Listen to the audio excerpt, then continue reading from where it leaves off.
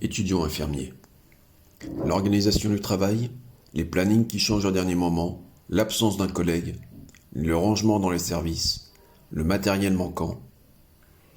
Tant de raisons peuvent avoir une incidence sur vos actions et peuvent vous faire commettre des erreurs. En effet, chaque geste, chaque décision peut avoir des conséquences pour le patient.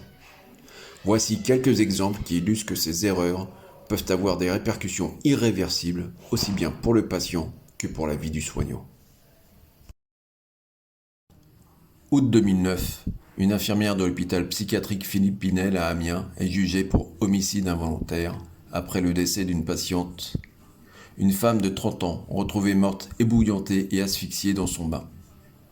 Résultat, décès de la patiente et condamnation de l'infirmière pour homicide involontaire et à une interdiction d'exercer, et 18 mois de prison avec sursis.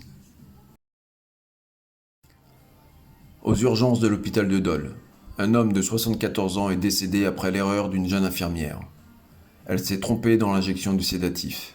Elle sera jugée prochainement. Octobre 2016 à Saintes, une femme de 59 ans doit subir une coloscopie. Elle se plaint de douleurs au ventre.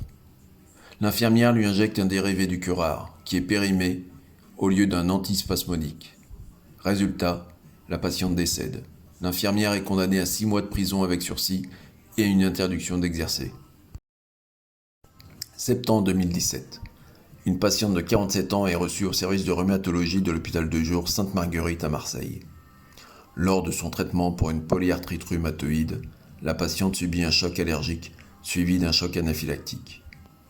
Elle est prise rapidement en charge, mais l'infirmière, arrivée au sein de l'établissement quelques mois plus tôt, fait une erreur en administrant 20 mg d'adrénaline, soit 1000 fois la dose prescrite. Résultat, la patiente est décédée quelques jours plus tard. L'infirmière est condamnée à 12 mois de prison avec sursis pour homicide involontaire. Janvier 2024. Décès d'un patient à la suite d'une opération à la polyclinique du Bois à Lille. Résultat, l'infirmier est condamné à 3 ans de prison, dont 2 avec sursis pour homicide involontaire. Décembre 2024, l'hôpital d'Amiens. Un infirmier se trompe dans les doses de morphine et injecte une dose fatale à une patiente de 99 ans.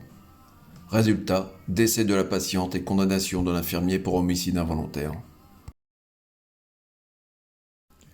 En 2023, 588 professionnels de santé ont été mis en cause, y compris les établissements de santé. 59% d'entre eux ont été condamnés. Parmi eux, 6 infirmiers ont été jugés.